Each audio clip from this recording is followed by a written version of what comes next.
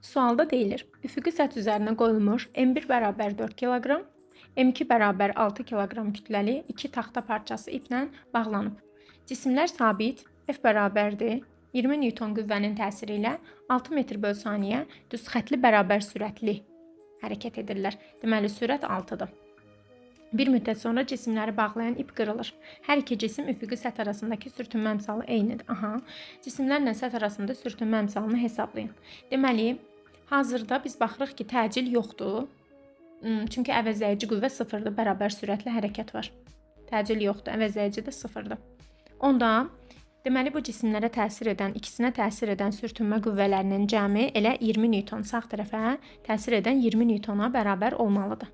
Əks halda bu bərabər sürətlə hərəkət eləməzdi. Sağdan nə qədər qüvvə tətbiq olunubsa, soldan da bu iki qüvvənin cəmi 20-yə bərabər olmalıdır.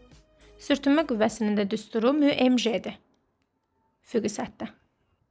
Birinciyə yazırıq μ m1 j.